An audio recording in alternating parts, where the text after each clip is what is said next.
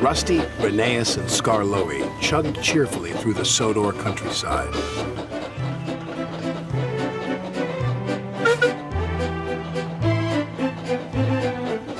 The engines were going to help Duncan with an important job at the Incline Railway.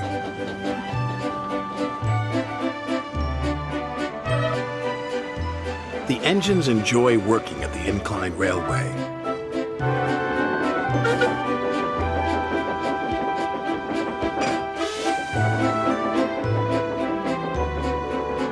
They like the clever way the loaded slate cars roll down the incline, pulling the empty slate cars up.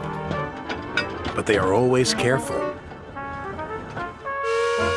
Duncan doesn't like working at the Incline Railway. He is always impatient to get back to the junction. This makes him careless and gets him into lots of trouble.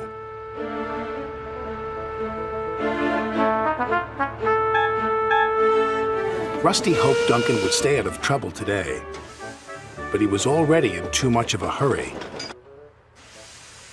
"I'm a plain-speaking engine," gruffed Duncan, "so collect your slate cars and be quick about it." And off he steamed. Bossy boots, chuffed Rheneas.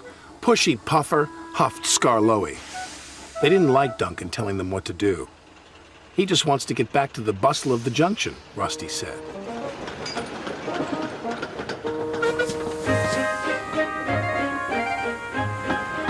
Duncan wanted everyone to work faster. "You're supposed to be helping me," he grumbled, "but you're as slow as snails." "We're proper engines," Rusty huffed crossly.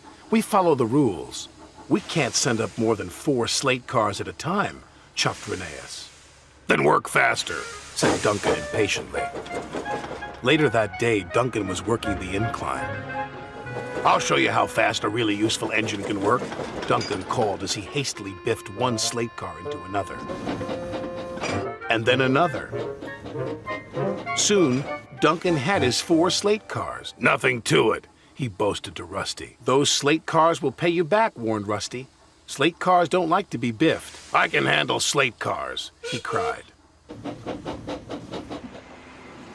The 3 little engines could see Duncan was not going to listen. They carefully chuffed away from the incline with their slate cars full of slate. Duncan was so impatient he became even more careless.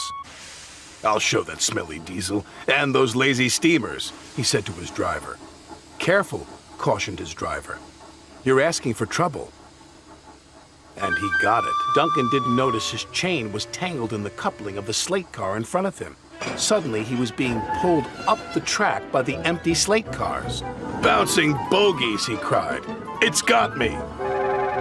Duncan's driver jumped clear. Rusty returned to see Duncan being pulled up the incline. "I tried to warn him," said Rusty. "He never listens," the little diesel's driver said. The chain pulling Duncan's slate cars couldn't hold the weight. It suddenly snapped. Duncan plummeted down the incline. "Help!" he yelled.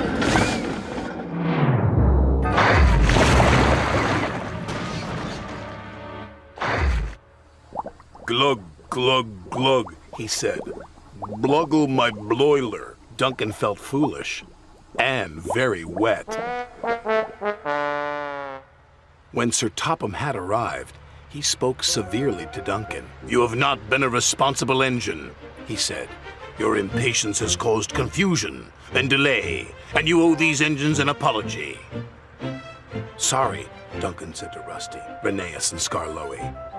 "Once you have been repaired," Sir Topham had said, "you will work the incline until you learn to be patient and careful."